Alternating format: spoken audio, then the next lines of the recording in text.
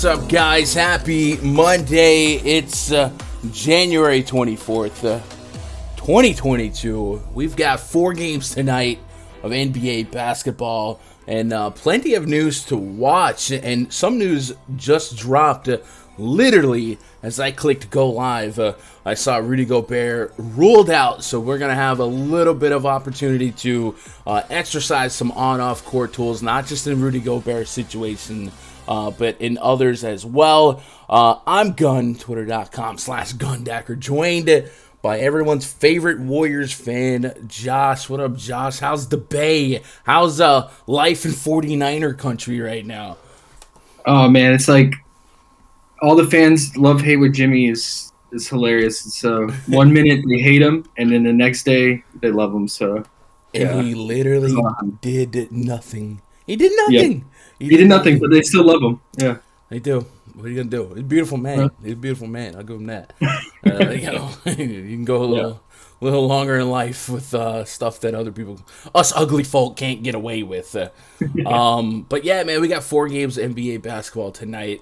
Plenty of opportunity to shop the PrizePicks.com lobby and any prop lobbies that you guys might have access to.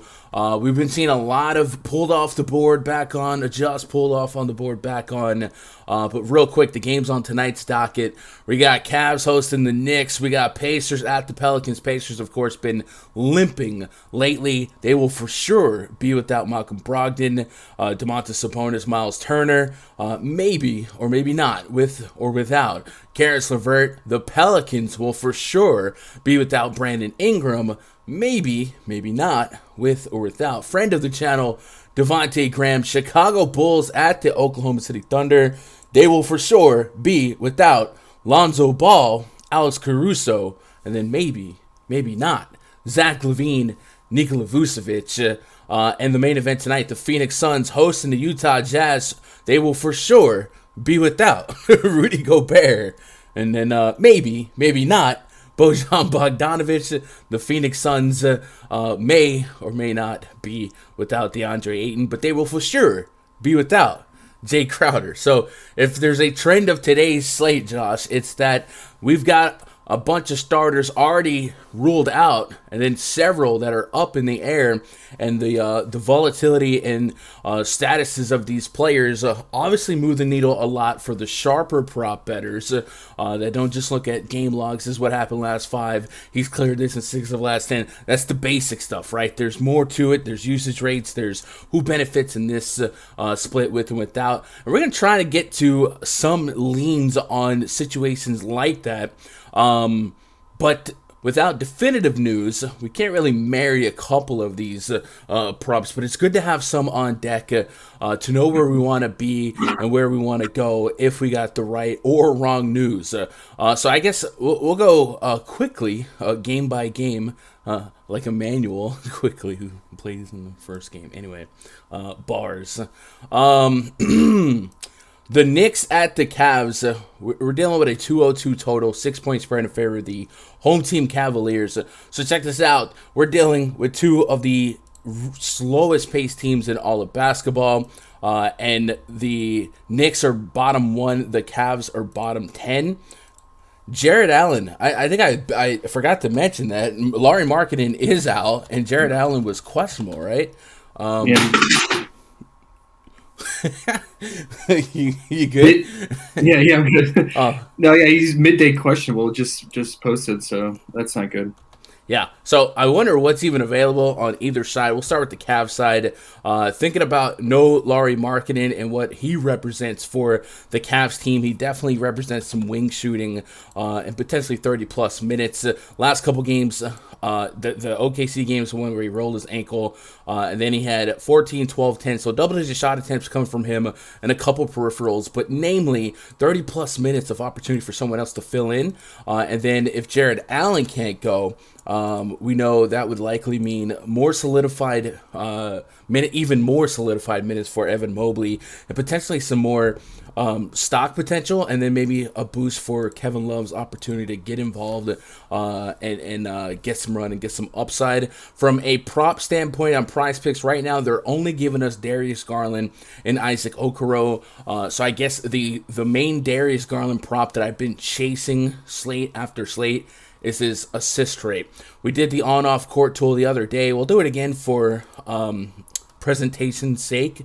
But Garland right now is holding a 40+% assist percentage without Ricky Rubio and without Colin Sexton for the Cavs here. So he's got his hand in 40% of the points that are scored when he's not scoring them. 43.8% right now. Now, the pace and the total being as low as it is, a little bit skittish, but the only prop I would really touch here is Darius Garland, 9.5 assists.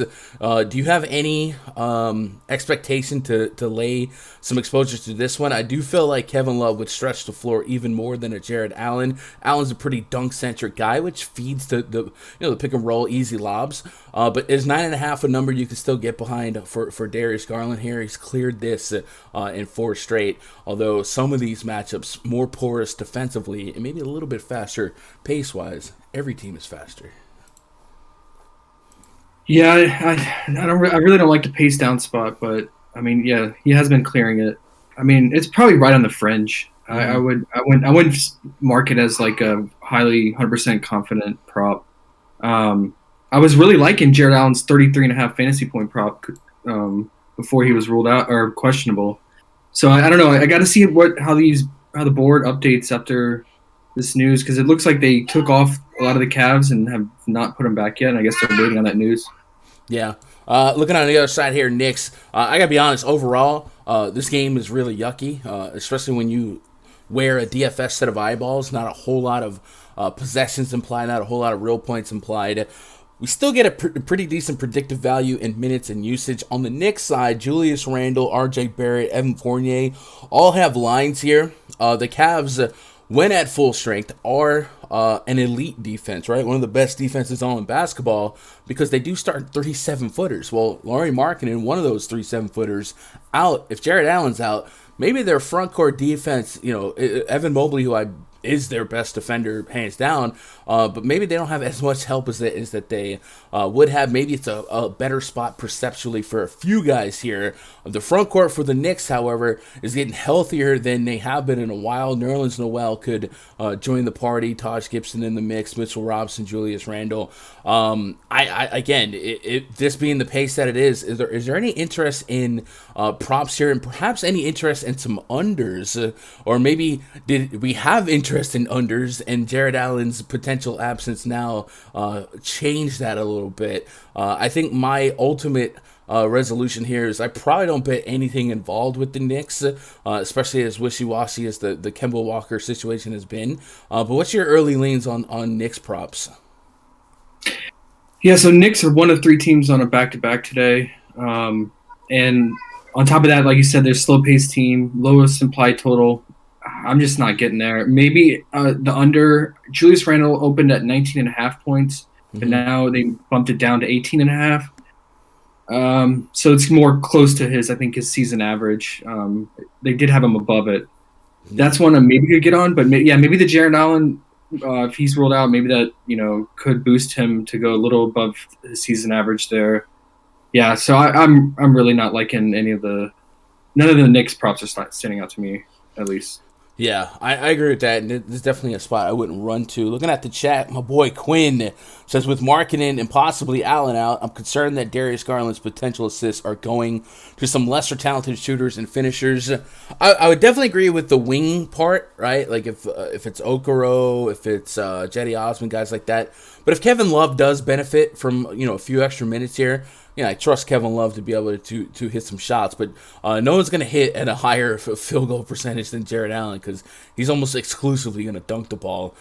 Keep an eye on official statuses of Nerlens Noel, Mitchell Robinson, Kemba Walker, and then, of course, Rondo. Keep an eye on him. He's somebody that could also be a monkey wrench thrown into maybe some potential assists from a ball handler.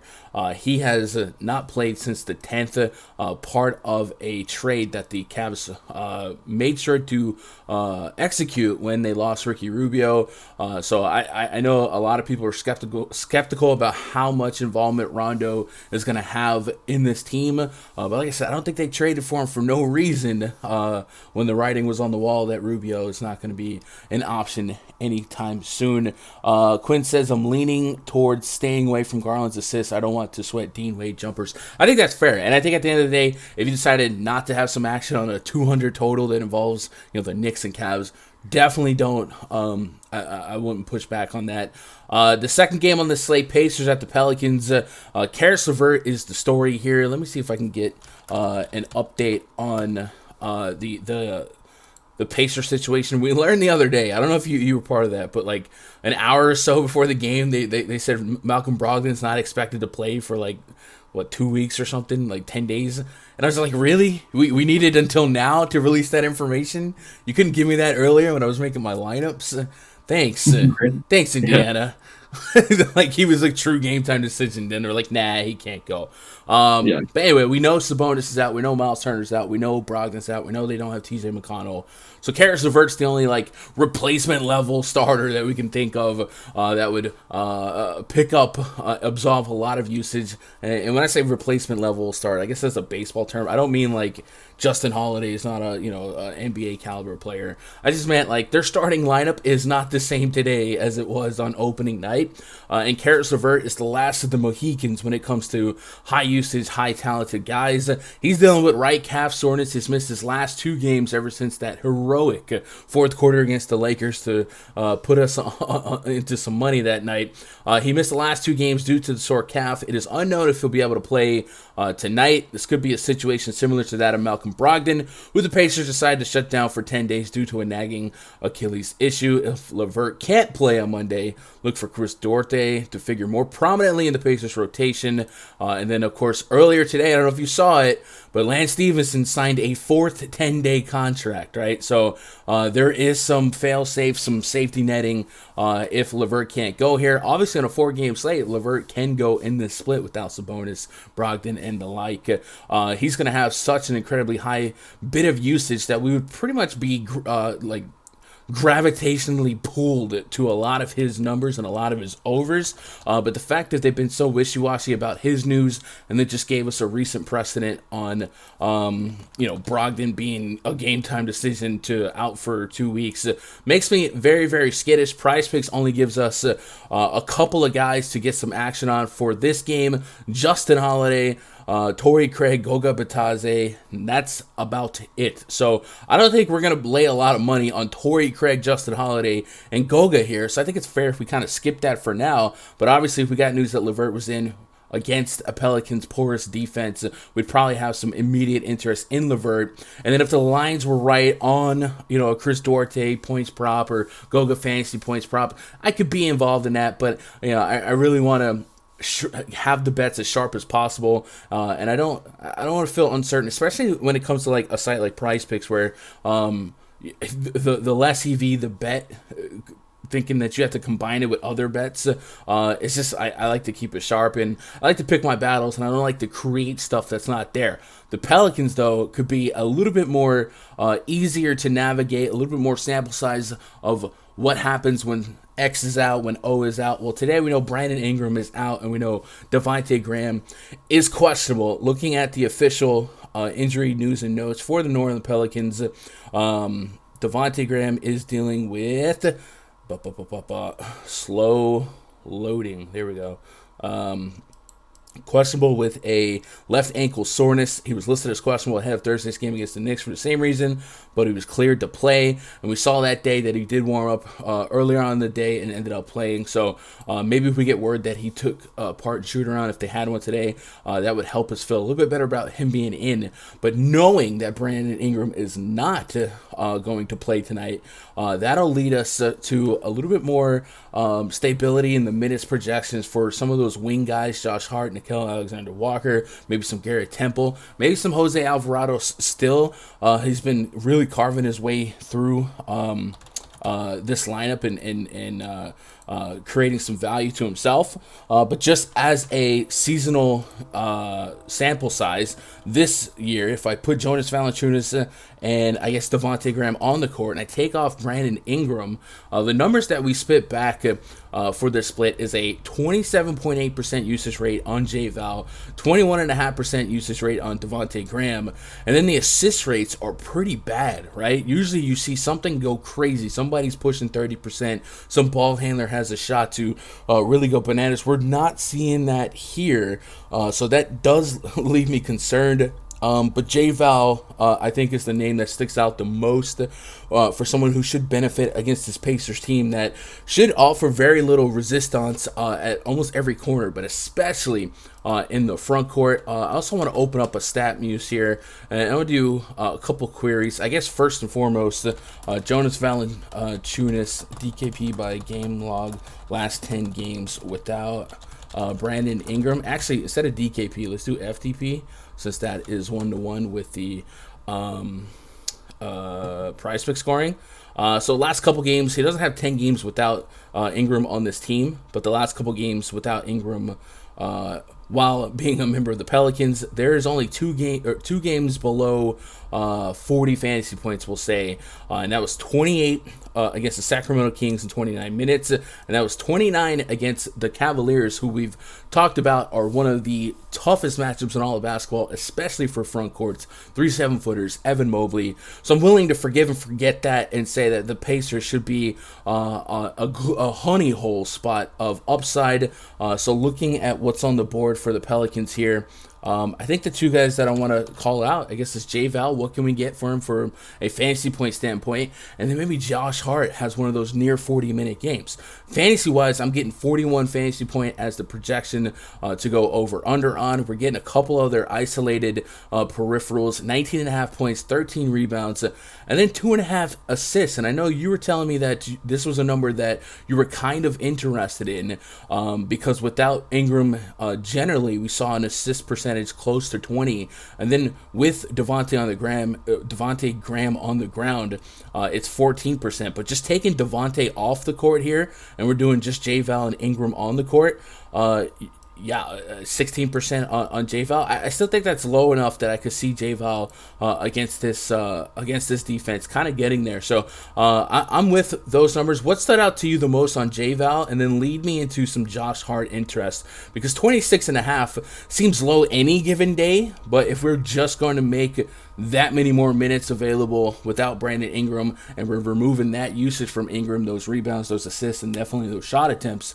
I feel like Josh Hart could play 40 minutes and have one of those triple-double flirtatious spots. What do you like it on the Pelican side? Oh, yeah, so I agree about the J-Val 16% assist rate, but a reason I was interested is that if Graham is out, too, then it goes up to 20%. And at 2.5 assist prop, that would something I'd be interested in. Okay. But it sounds like Graham is leaning more towards playing.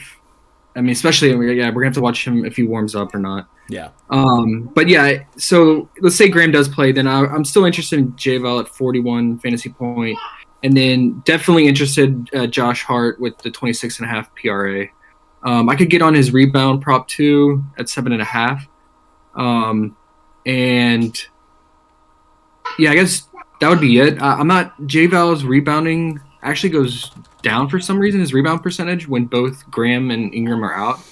I don't know why that is, but the other one I would be interested in is Herb Jones, especially if Graham is out, at 11.5 point prop. He's usually right around that and over. Mm-hmm. And if you expect more minutes, then he's playing more than his 35 minutes a game. I think he could get there over 11.5 points. So those Yeah, would be the targets for me. Pelicans definitely look like a fun team to lay some action Yeah. on. Josh Hart, last couple games from a prize pick standpoint, without Ingram, 43.7, 30.9. There's an 11 in here that came in 15 minutes. I want to say he got ejected that game, but don't quote me. And then 36. So I think there's plenty of room for that PRA to be one of my favorite calls here. 34 fantasy points. What do I got? J-Val fantasy points and Hart. I got Hart at 39. I got J-Val at 48. So I'm there on both guys over, and that's, giving Devontae Graham 32 minutes. So, yeah, I like this spot quite a bit. Pacers are Pacers are not the same. So, Pelicans favored by 3 here. I definitely can see myself anchoring a lot of Pelicans exposure early on. Dante says smash that like button. Let's do it. Let's get them likes up today. Today, if it hasn't happened already, it's for sure gonna happen in like the next hour or two.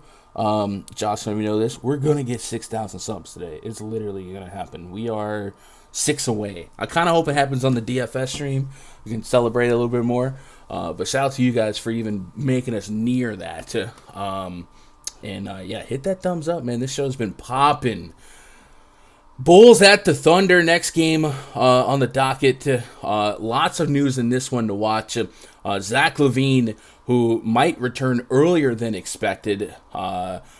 Nikola Vucevic questionable. Lonzo Ball, Alex Caruso out. So Caruso broke his wrist. It's going to miss some more time, which if LaVine were unable to play, it would create really deep minutes for Kobe White, Ayo Dosunmu. But if Zach LaVine can come back today, it would definitely help beefing that backcourt quite a bit. I want to get through all the Bulls news here so I can kind of get a lean on what's going to happen. Because as early as yesterday, I had read that they didn't expect LaVine to be back until next week, and I thought that was pretty incredible that he could even be considered to play today. But LaVine is a different breed, man. We've seen him come back, recover from big injuries in the past. So keep an eye on all of that. But looking at the NBC Sports Edge depth chart to get some official words, Zach LaVine, left knee soreness has been listed as questionable. LaVine, as well as Javonte Green, who's dealing with an adductor,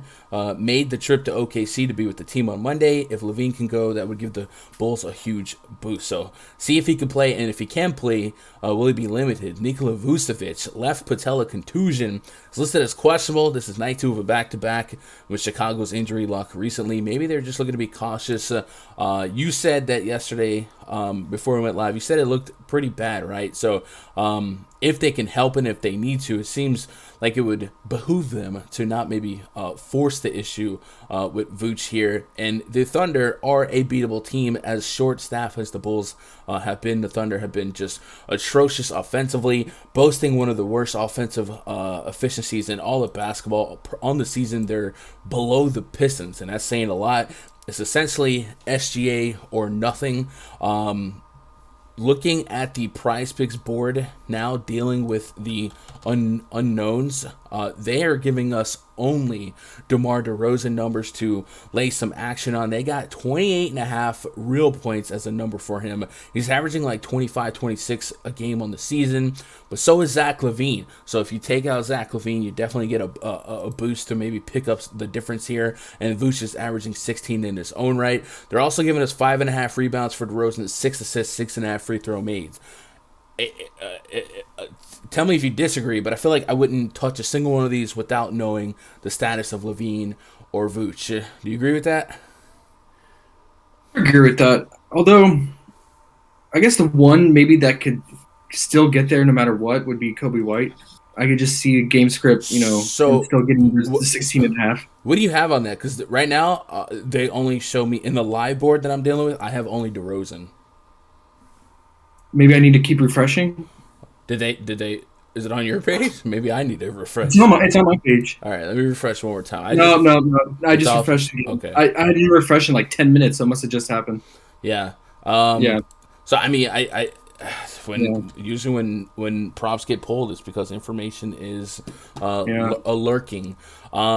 But yeah, if if Levine was out, I'd be interested. I don't even need Vooch out. If Levine was out, I'd be somewhat interested in all of these. DeRozan is certainly somebody that absolves a ton of usage. The assist is kind of up there. Outside of the last 3 games, though, he had been flirting with 6. I think the real points is probably the most intriguing one. He is more of a scoring dependent guy when he is having a big fantasy game. Yesterday, I think he had over 40 real points. Yeah, 41 real points, 35, 30. So the usage definitely takes a big tick up. And there's even a game there against like the Cavaliers. So if you worry about his usage versus a stronger defensive matchup, I think he can overcome it. So I guess that would be the one I'd keep my eye on. But I really need some definitive news on Levine and Vooch. On the Thunder side, we're getting lines on SGA, Dort, Josh Giddey, and JRE. I haven't really put a bunch of claim in SGA yet for PrizePicks. I play him here and there for fantasy. The Bulls could have a skeleton crew, right? If there is another day without Levine, without Vucevic, it definitely could be DeRozan and the Sunshine Gang when it comes to putting some bodies together. So maybe this game stays a little bit more competitive than the atypical Thunder game. It's just a 2-point spread. So if that happens, usually competitive Thunder game involve SGA having a strong fantasy game, a strong real life game. So I think all these props would be in the mix. I don't want to get too much action laid on the Thunder tonight, but I could understand justifying a couple of these. I think my favorite Thunder bet, or really game to game though, is usually going to be Josh Giddey related. And lately I've been keying in on his rebounds. But if you want to throw in PRA, I'm okay with that too, man. I don't know if this guy. This is a grinder, a hustler, man. He puts some tally marks in all of the stat columns. 5, 3, 8. His last game 9, 3, 21. I think I would get to a little bit of Josh Giddey PRA action and maybe Josh Giddey rebound action, but that's the only one that kind of stands out to me early. But also this front court for the Bulls is already a point of weakness for them, especially when it comes to fantasy points allowed. Their power forward spot, thinking about how undersized some of their matchups at the power forward spot are, is really bad. And if you lose Vucevic, this is a really, really stripped down front court. It might see like Tony Bradley have to step up, play some significant minutes. Maybe you can justify some Jeremiah Robinson Earl. He's at 13.5 PRE. And if you get enough minutes, I can see him clear that. I'm willing to forgive just about anyone, especially a big that has to cross up with Evan Mobley for having a less than average game against the Cavs. And the Cavs, the only game lately where we didn't see him put up an over on this number today. So what about JRE over 13.5 PRA? And do you have any interest in any of these Dort, Giddey, and SGA lines?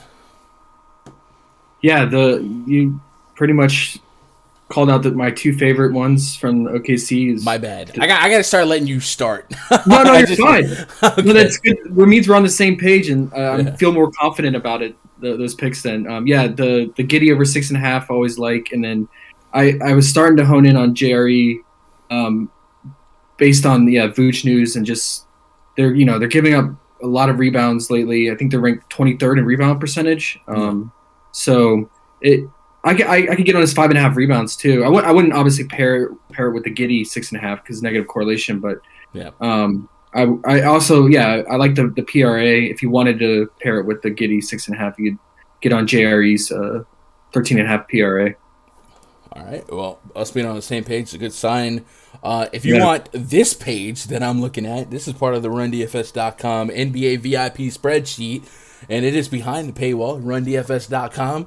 If you're interested, click VIP memberships. You can go through a couple of testimonial screenshots. We literally have millionaires, thousandaires, hundredaires, no matter what you play, where you play, whether it be a DFS-related site, DraftKings, FanDuel, PrizePicks fantasy side, or if you're just trying to prop hunt, whatever. I think the spreadsheet and the tools that we have will help you there. We also have a premium Discord where it goes down 24/7. We have all the up-to-date alerts, and we've got everyone sharing their intel with each other, sharing their cards. So even on a day where you're at work all day, you just want something to tell, and you trust some of these cats in here, myself, Josh, other cats that hopefully we can rotate on this show coming soon.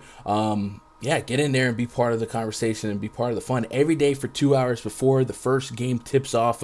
I'm in the NBA voice chat. I'm creating my DFS player pool, but we're also prize pick hunting. We're getting it in. We're having some fun. It's a little fraternal-like environment. And then, of course, up to the minute news, such as Sterling Brown, foot rolled out for Tuesday, and Frank Ntilikina, illness, not listed on the injury report for Tuesday. So lots to benefit from there. It's a good way to support the stream, support the channel, and support RunDFS.com. Last game tonight, Phoenix Suns hosting the Utah Jazz. The Jazz dealing with some questionables, some outs on their own right. Right when I clicked that live button, Rudy Gobert was ruled out. So that's going to leave us with at least no Gobert, no Donovan Mitchell for the Utah Jazz. And then I guess we would have to see what is the status of Hassan Whiteside.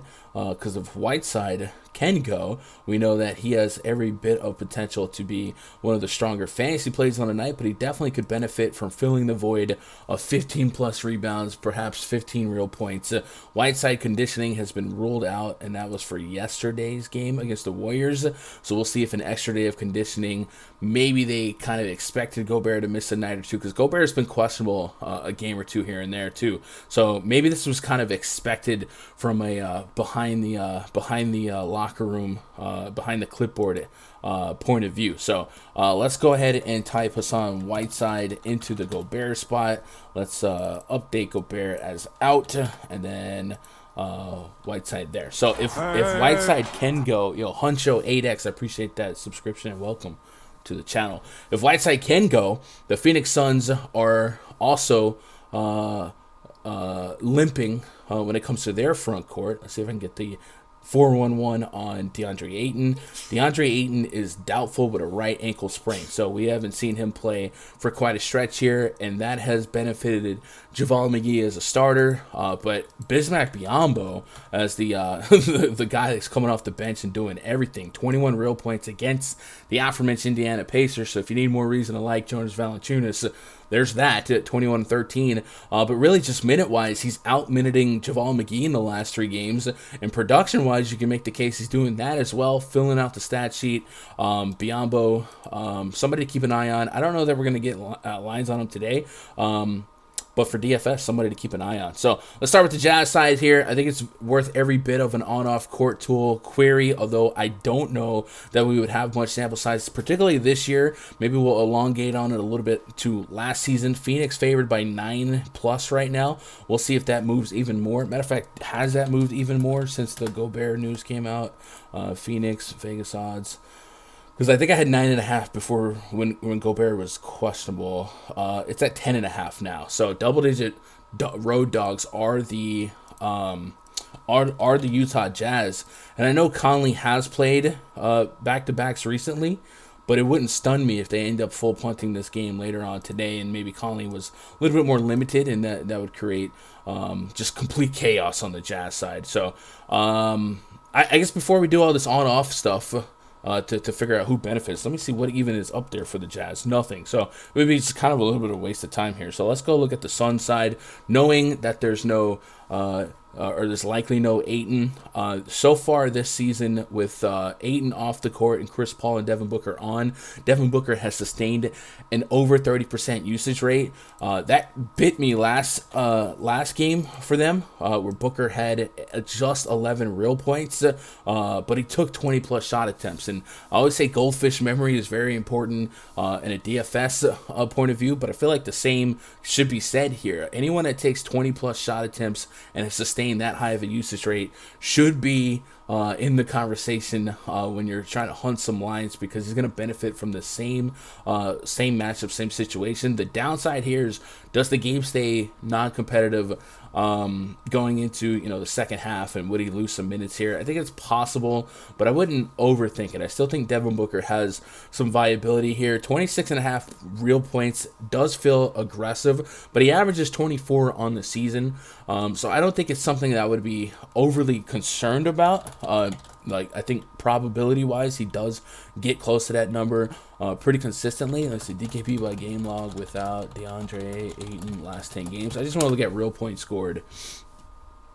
Last 10 games, so we're 28, 48. There's 2 11s in there, 33. So I'm a little bit interested in the Booker number, but I think whenever I get to mid to high 20s, I think fantasy points is where I try to soften the blow. And if it's not a high steal and block guy, which Devin Booker does get sneaky steals, and last game he had 4 stocks, but sometimes if it's not a high steal and block guy, I'll shave some of that and just go get PRA. That way I'm not getting taxed on turnovers, and I'm not too concerned about him getting those plus threes or missing out on those plus threes. And looking at the Utah Jazz when it comes to steals allowed per game and blocks allowed per game, Utah is above average in preventing that, in preventing steals per game, and then blocks per game. Utah is the third lowest amount of blocks per game, and that only makes sense with the amount of size they have. So if I was going to get into some Devin Booker action, would you rather get into some points or some PRA, or how about some 3-pointers made? And I think there's at least a case to be made on 3-pointers made, because the Utah Jazz will shoot the most 3-pointers in a game as is, and sometimes other teams will fire back. I don't necessarily think that game script will be as prevalent today, because we kind of expect the Jazz to be winning. But it could turn into a 3-point contest, and Booker's only at 2.5. Did you have a favorite Booker line here? And lead me into what else you're liking on the Suns. I don't know. Like, I feel like all the Suns props right now are pretty much right at their average and right there. Like, nothing I don't see is like for under or over. So I guess I could get on with the Booker 3-point call. I like that, because even if they're blowing him out, he can get that in just one quarter, right? Like, it doesn't depend on the extreme amount of minutes. So I could get on that. But yeah, Chris Paul and Booker's points and fantasy points is just makes me nervous with how beat up the Jazz are, coming off a back-to-back, a pretty heartbreaking loss where their last second shot went in and out against the Warriors. And Bojan questionable. Yeah, I just don't like the potential game script narrative and what could happen. Yeah, it is a tough spot. All right, so JaVale McGee's PRA is at 19.5. His fantasy points are at 26, 8.5 rebounds, 10.5 points.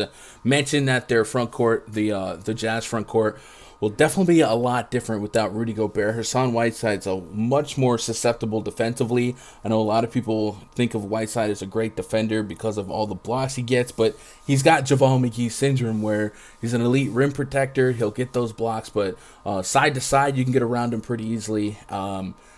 I think JaVale McGee is somebody that's burned us more often than not, and he hasn't truly benefited minutes-wise. Like, he's not playing 30, 35 minutes because no Ayton. He's basically playing 18 to 23 as his window. Being a high block-centric guy, a lot of times those blocks turn into fouls, and Biyombo's out-dueling him. So I'm probably staying away from the any JaVale McGee lines. I would be somewhat interested to see if they gave us some Biyombo lines later. I think I saw somebody in chat earlier mention that they were on a Cameron Johnson line. I think it was 1.5 assists. So that's a little bit intriguing to me. He's been getting about 1 per game. We didn't, I mentioned it at the top of the show, but Jay Crowder's out. And there was a pretty deep stretch of Cameron Johnson playing really solid minutes without Jay Crowder. A couple weeks ago, really, Jay Crowder just recently came back. So I guess maybe if we wanted to build on that, let's see if we can't pull up Phoenix and Cameron Johnson taking off Crowder and Ayton to see if we can't get an assist percentage that we like for just 2, right? A rebound, dish out. Johnson's only a 7% assist rate. And to double down on that, Cameron Johnson, DKP by game log without Jay Crowder. Let's go last 10 games. Bam! Josh, you know I can type so fast, right? It's kind of my thing. So he's only... Oh, I hear it every day on chat. He's only cleared that once, and that was against Charlotte. Charlotte's a faster paced matchup, so maybe I wouldn't be that interested in CJ, but... any other peripheral stat? He's got 7, 6, a couple 5+ rebound games in this split, a couple of Really, every one of his last 6 games without Jay Crowder, he's offered over 12 real points. Is there a Johnson's at 13.5? Maybe I'd get behind a shot at that, considering how depleted the Jazz front court could be. But nothing that I'm feeling warm and fuzzy about. If the Jazz sooner or later get some lines posted, maybe they get posted while I'm on the DFS show. There's certainly some names that would be fun to click, assuming they're in, right? Jordan Clarkson's a bucket that could benefit from an up and pace matchup against the Phoenix Suns. Whiteside, of course, has chip in a chair potential for 35 minutes, get a bunch of blocks. You might see Bojan end up not playing, maybe more offensive potential for Joe Ingles. Eric Pascal has been a guy that has been a bucket. You're familiar with Pascal, so maybe some fun Jazz lines will open up, but right now we don't have anything, so I guess we can only deal with what we got, but I will be live for the next an hour and a half, maybe 2 hours on this channel, on the DFS show, so if more stuff opens up, Josh, I'm sure you'll be lurking in chat, we can get on it, and if more news opens up, we can attack that. Let me get caught up on chat before we get out of here. Alan Bint says, looks like we got a late swap night if we don't have any Levert news.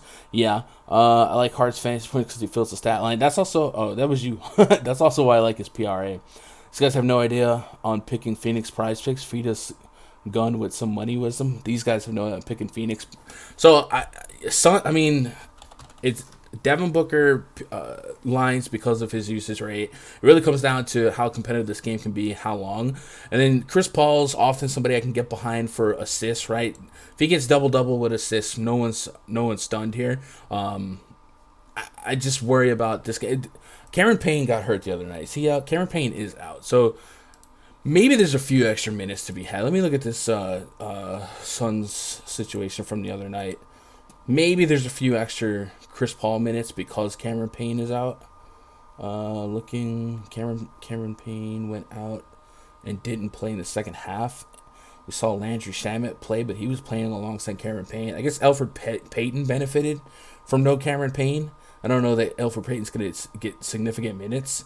So maybe we can feel a little bit better about Chris Paul, who saw 40 minutes in that game. At 9.5 assists. What do you think on that, Josh, before we get out of here? 9.5 assists for Chris Paul. No Cameron Payne. Easier. Yeah. Okay. I like it. All right. We'll do that. We'll sign that. Any prize picks locks for tonight, Willie? Not so much locks from this far out, but definitely some early leans.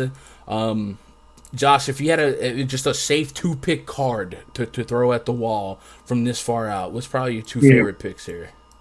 Probably Pelicans. I would go J-Val fantasy points or 2.5 assists, and then Josh Hart 26.5 PRA. Yeah, and then maybe Herbert Jones 11.5 point. Prop. I think I'm with you. I think I'll go J-Val fantasy points and Josh Hart PRA. That would be where I start, and I kind of go from there. Right. That's it. Yeah. So I mean, if you had to pick between the two, you would go Hart PRA over Hart fantasy. Yeah. Let's see. Fantasy's at 26. The PRA is the exact same, so no, I'd probably go fantasy. That shouldn't be, right? That makes no sense, actually. Am I tripping? Does it say 26.5 for PRA and fantasy? That's what I'm looking at. It's 34. It's 34.5 for fantasy. Oh, bro, I swear on my screen there must be some display error, and it says 26.5 fantasy score. Yeah, okay. So no, it's 34. Yeah, it's 34. Sorry, it's 34. So it's 34. Yeah. Let's see. The only thing that would make me not want to do that is if he was a big blocks and steal guy. He'll get some steals. Missing out on 3 points here, 3 points there. But I'd probably go PRA instead because I know he's gonna. I agree. I'd probably go PRA. It was just a question coming up in chat, so I just wanted to throw it off, see what you thought. Yeah, I mean, if the line was the same, 26.5, it's always go fantasy over the PRA. If it's the exact same, just because you can, unless it's like a 10 turnover guy like vintage Westbrook. But no, I think in this case, yeah, it's the PRA for me. All right, Josh, I appreciate your time. I'm going to get prepped and ready to go. Chat, I'll be back on this channel in just a few minutes talking tonight's slate once again, but with more of a DFS point of view. Raj is going to be with me and my buddy Joe from DFS Coach Shock going to be there. We're going to have a little bit more fun, a little bit more laid back Cadillac jacket. But I appreciate your time. Hit that thumbs up on your way out. And Josh, go Rams. All right. Good luck, everyone.